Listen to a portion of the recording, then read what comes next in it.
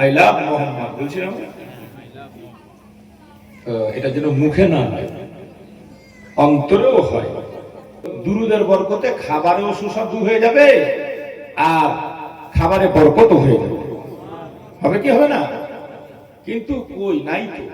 মন যদি দিতে হয় নবীকে দিও, ভালো যদি বাঁচতে হয় নবীকে বেশো। তোমার দুঃখ যাতনা যিনি সইতে পারে না, তোমার দুঃখ যাতনা যিনি সইতে পারে না, সেই নবীজির নামেতে মিলাদ করিও। মন যদি দিতে হয় নবীকে দিও। আই লাভ মোহাম্মদ বলছিলাম, এটা যেন মুখে না হয়, অন্তরেও হয়। নবীর সঙ্গে মোহাব্বত বাড়াবার তরিকা, সিস্টেম, রাস্তা কি? সদা সর্বদা লোকটার মুখে দুরুদে পাক। আর দুরুদে পাক পড়াতে লাভ হচ্ছে, আল্লাহর নবী বলছেন হাদিসে পাক, মান সাল্লা আলাইয়া সালাতান ওয়াহিদা সাল্লাল্লাহু তাআলা আসরা সালাওয়াত। আল হাদিস, জোরে বলুন সুবহানাল্লাহ। নবী বলেন, যারা একবার আমার উপরে দুরূদ পড়ে, আল্লাহ তৎক্ষণাৎ সঙ্গে সঙ্গে তার উপরে 10টি রহমত নাযিল করে।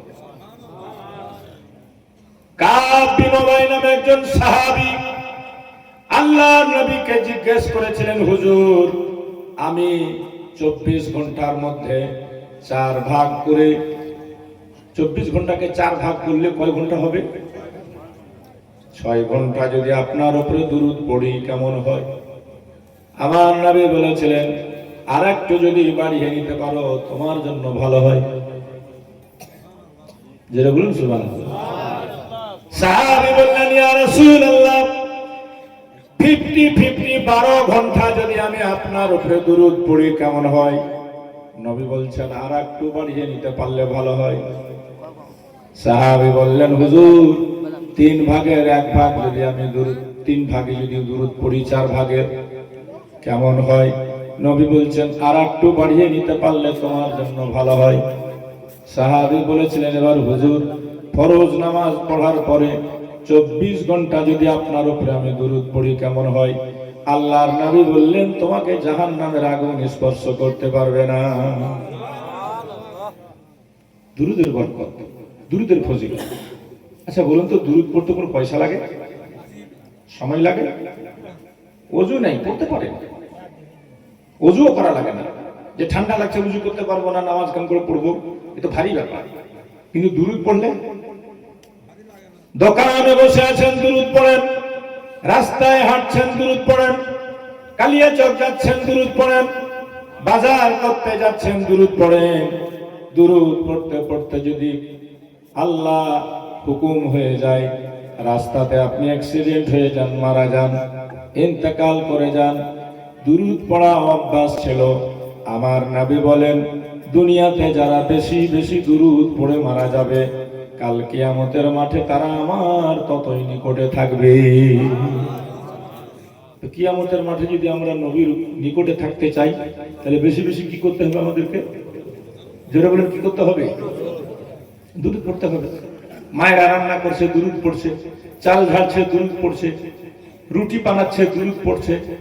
তো কাউরির মুখে দুরূদ নেই।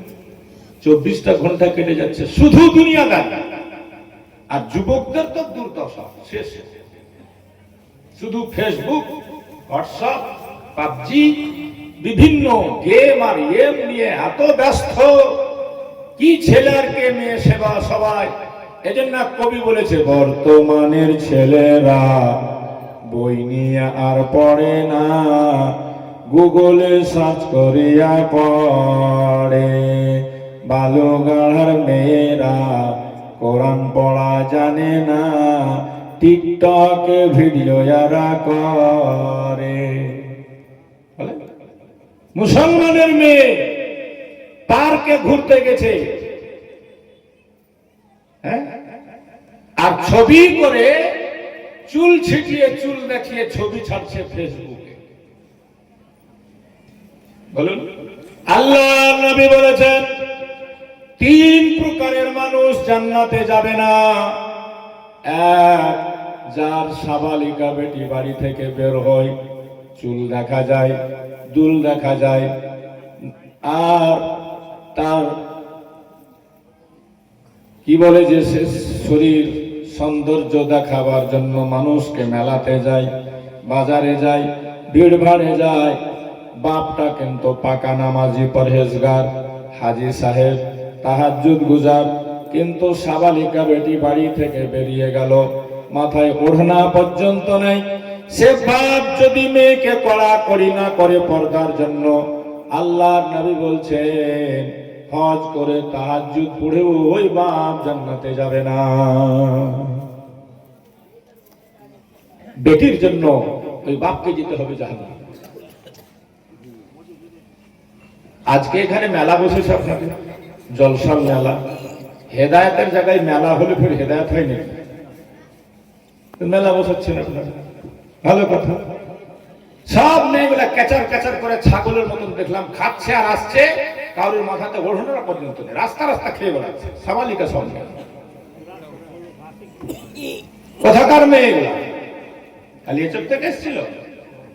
মালদার মেয়ে ছিল? কোন হিন্দুর মেয়ে ছিল?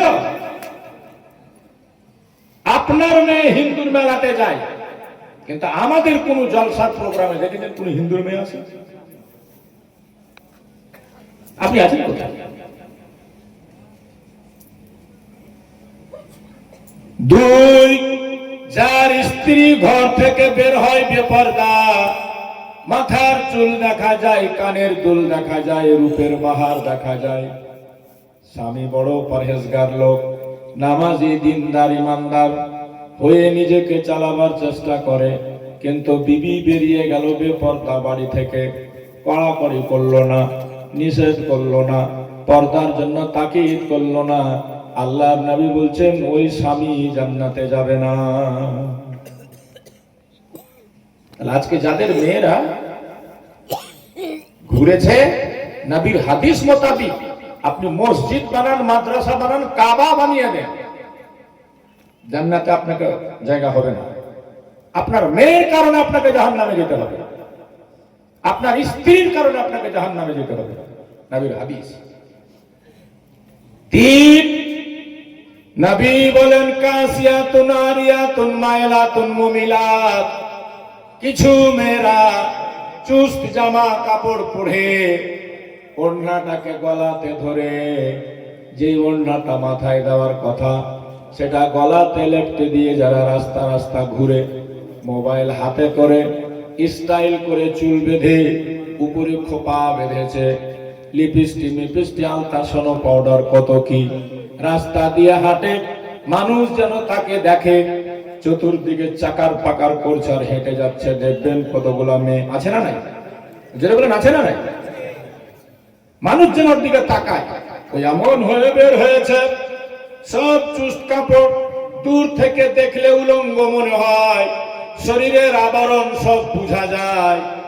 আল্লাহ নবী বলছেন দলে দলে দলে দলে এই মেয়েরা যাবে জাহান্নামে, এদের কেউ জান্নাত দিতে পারবে না। তাহলে মা ও বোন, আমার কথা শুনে ভালো নাই লাগতে পারে, নাই লাগুক, তবে নবী পাকের হাদিসের কথা বলবো তো, বলবো কি বলবো না? আরে নবীর হাদিসের কথা বলতে হবে কি হবে না? যারা বলেন হবে কি হবে না? আজ কি দুর্দশা, আজ কি অবস্থা আমাদের। বহুদিন আগে বলেছিলাম বর্তমানের মেয়েরা স্কুলেতে যায়, মাথায় কাপড় দিতে তারা অনেক লজ্জা পায়। বর্তমানের মেয়েরা স্কুলেতে যায়, মাথায় কাপড় দিতে তারা অনেক লজ্জা পায়। পড়াশোনা মোটামাটি, পড়াশোনা মোটামাটি, হাসি মজাই পার, খুঁজবে রে তোর মনের আশা দোজখের মাঝার।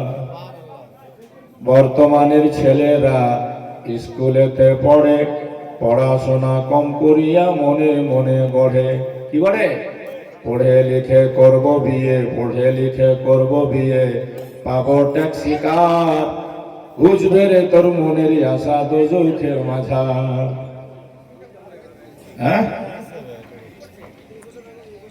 আহমদ রাজা অনেক বুঝা করলো রচনা, দুঃখ করার কি আছে ভাই আসল ঘটনা। ভারত বুকে লাগিয়েছে হাই লন্ডনের বাজার, বুঝবে রে তোর মনের আশা দোজখের মাঝার। আল্লাহুম্মা সাল্লি আলা, জোরে জোরে,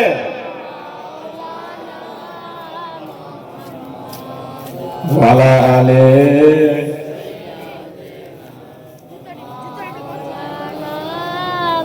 আর ওই মেয়েটি বাজারে গেছে বলে দেখবেন সব ইয়াং যুবক খালি ঘুরে বেড়াচ্ছে, খালি ঘুরে বেড়াচ্ছে আর এদিকে তাকাচ্ছে। কথা কি ঠিক বলছি না? মেয়েটি যদি না যেত তাহলে এরাও কিন্তু ভিড় করতে হতো।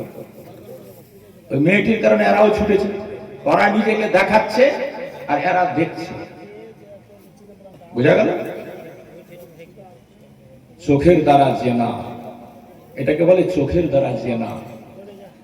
একটা যুবতী সাবালিকা মেয়ে নিজের চুল যদি অন্য পুরুষকে দেখিয়ে থাকে, তো যতজন পুরুষ দেখিয়ে দেখেছে আজকে, ততজনের সঙ্গে জেনাকারী করলে যে গুনাহ হতো, ওই মেয়েটার নামে আমলে খাতাতে সেই গুনাহগুলো লেখা হতো।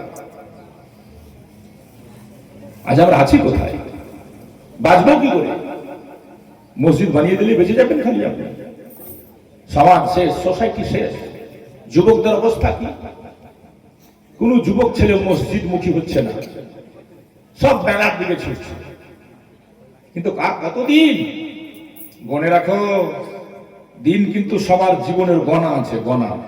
কথা ঠিক না ভুল? কবি লেখছে, তোমার গণা দিন ফুরায়া যাবে, যৌবনে লাগিবে ভাটি, ওই যে দেখো ডাকিতেছে তোমায় কবরের মাটি। সুবহানাল্লাহ, সুবহানাল্লাহ, জোরে জোরে সুবহানাল্লাহ, সুবহানাল্লাহ। আচ্ছা, দিন ফুরাচ্ছে না বাড়ছে? সবার দিন ফুরাচ্ছে না। নির্দিষ্ট টাইম আল্লাহ বেঁধে দিয়েছে, সেটা দিনে দিনে ফুরিয়ে যাচ্ছে। কবি বলছে তাই, তোমার গণা দিন ফুরাইয়া যাবে, যৌবনে লাগিবে ভাটি, ওই যে দেখো ডাকিতেছে তোমায় কবরের মাটি, ওই যে দেখো ডাকিতেছে তোমায় কবরের মাটি। সন্ধ্যার আগে যেদিন ফুরাবে বেলা, সন্ধ্যার আগে যেদিন ডুবিবে বেলা, এক পলকে ভেঙ্গে যাবে তোমার রঙেরই মেলা। সন্ধ্যার আগে যেদিন ডুবিবে বেলা, এক পলকে ভেঙ্গে যাবে তোমার রঙেরই মেলা। কার দিবা জোর ধর্ম, কার মাথায় ভাঙবা লাঠি, ওই যে দেখো ডাকিতেছে তোমায় কবরের মাটি, ওই যে দেখো ডাকিতেছে তোমায় কবরের মাটি। ও যুবক, খুব ঘুরলা, খুব মস্তানি করলা, খুব মেয়ের দিকে তাকালা, হ্যাঁ? তোমার গণা দিন ফুরাইয়া যাবে, যৌবনে লাগিবে ভাটি, ওই যে দেখো ডাকিতেছে তোমায় কবরের মাটি। খবর পেয়ে আসবে আত্মীয় স্বজন,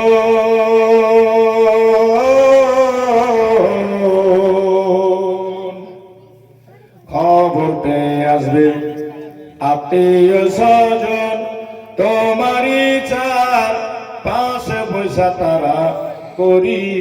ক্রন্দ সাজাইবে মনের মতো সাজাইবে মনের মতো কি সুন্দর পরিপাটি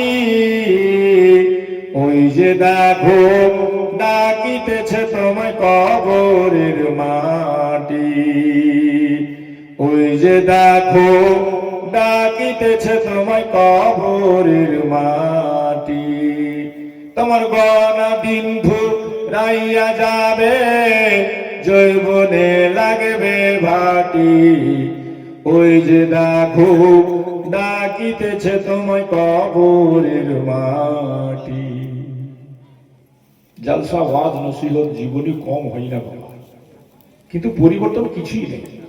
কথা ঠিক না বল?